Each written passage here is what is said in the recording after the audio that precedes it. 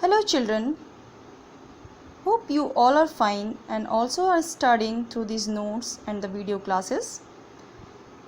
Let's start the next topic of chapter 4, that is metals and non-metals.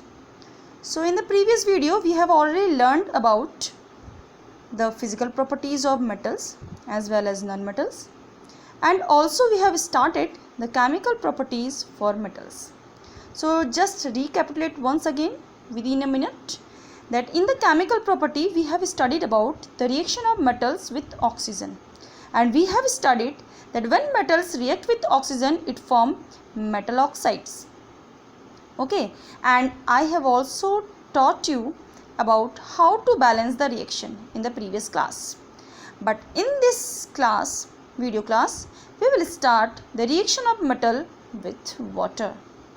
So as you have seen this page, please open page number 67 of your science book, and the first reaction is reaction with water, the reaction of metals with water.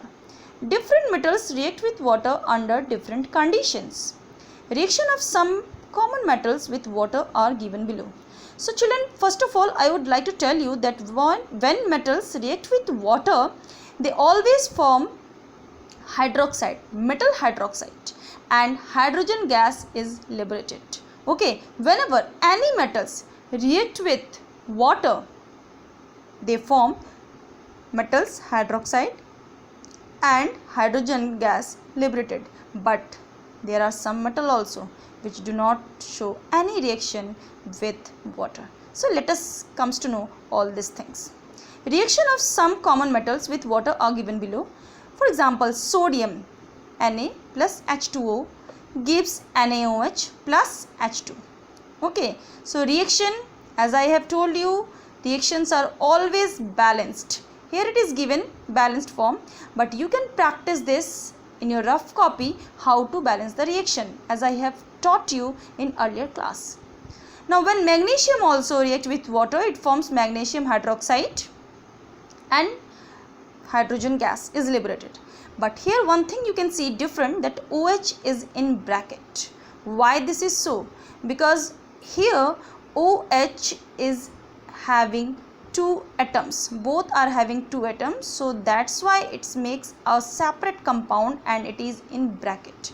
But here OH is having only one atom, and together OH and Na are having two atoms. Okay, so it is not separated in bracket. When iron reacts with steam, because iron doesn't react with normal water, it always reacts with steam to make ferroso-ferric oxide Fe3O4 plus hydrogen gas is liberated.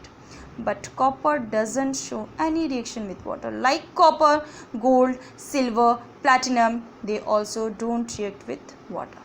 From the reaction condition of the above reactions, the order of reactivity of metals are: the most reactive is sodium, then magnesium, then iron, then copper, whatever we have learned here. Okay, but do you know sodium and potassium are highly reactive. These metals react with water, oxygen and moisture readily even at room temperature. That is why these are kept under kerosene.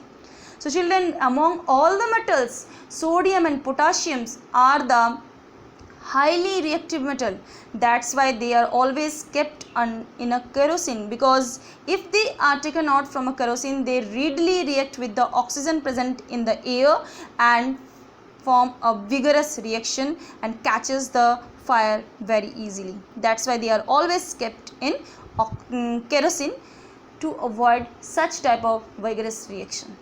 Now comes to reaction of metals with acids. Acid, as you already have studied in class 7, that what do you mean by acid?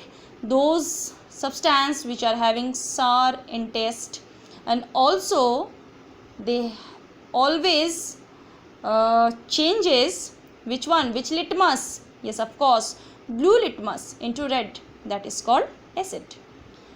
And they can change some other indicator also. So most metal react with dilute acids to form salt and hydrogen gas. Dilute acid in the sense that there are two types of acid, mainly concentrated and dilute. Concentrated acids are those acids which are not mixed with water, but dilute acid, water is mixed. So metals react with dilute acid to form salt and hydrogen gas. Here also hydrogen gas is liberated. Reaction of some common metals with dilute hydrochloric acids are given below, like sodium plus HCl gives NaCl plus H2. NaCl is here salt here, and H2 is the gas which is liberated from it, from the reaction. Then again magnesium react with hydrochloric acid to gives magnesium chloride and hydrogen gas. Zinc react with hydrochloric acid to gives zinc chloride and hydrogen gas. Iron react with hydrochloric acid to gives iron chloride and hydrogen gas. Copper, when react with hydrochloric acid, it doesn't show any reaction, because copper is a least reactive metal, like copper, gold, silver, platinum. These are also the least reactive metal and hence does not show any reaction when react with acid. So children, here you can see that whenever any metals react with hydrochloric acid, they form the chlorides, chloride salt, NaCl, MgCl2, ZnCl2, FeCl2. But do you know children, when they react with nitric acid, HNO3, they form the nitrite.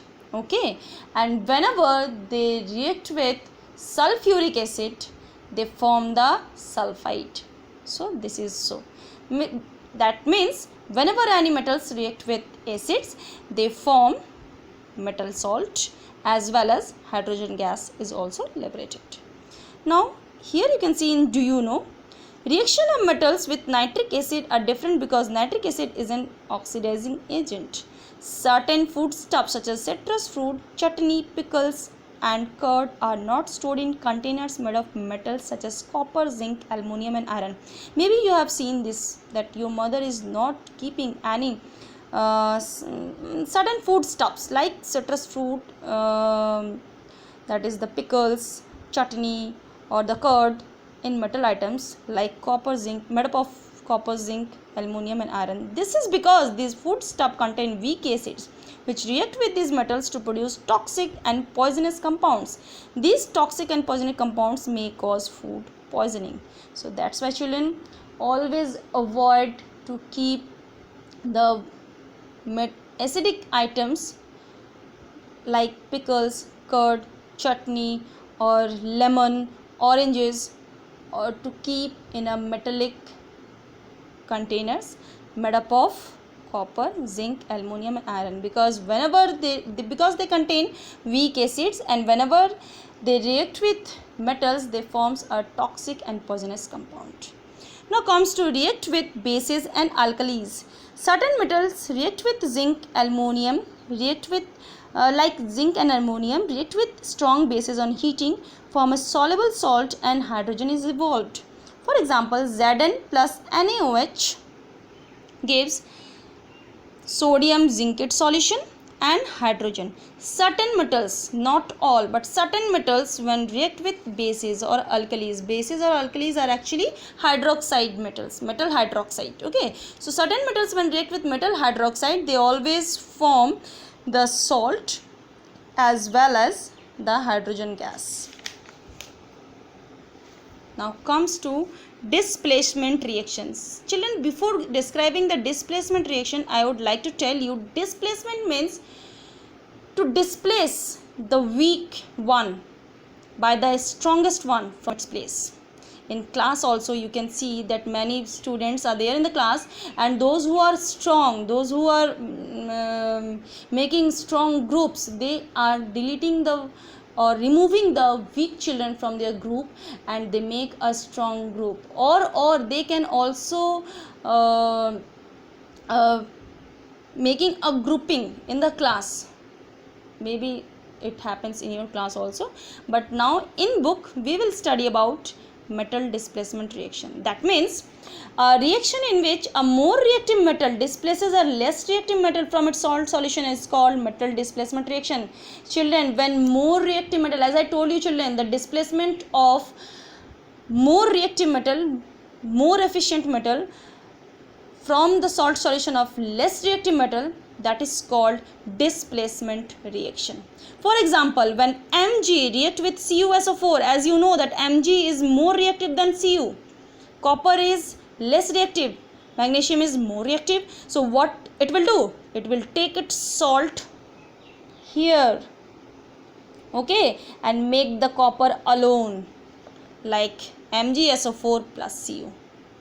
When zinc react with CuSO4, zinc is also more reactive than copper. So what it will do? It will take the sulfate ion to its side and keep the copper alone, ZnSO4 plus Cu.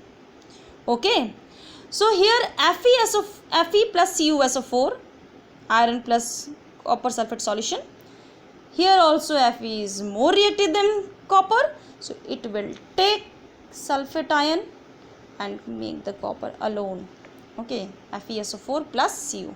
So this is what displacement reaction. That means the displacing the least reactive metal from its salt solution by the more reactive metal, that is called displacement reaction.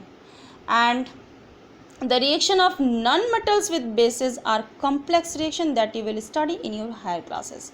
So I think this is enough for today, and we will continue our class in the next video. Thank you. Have a nice day.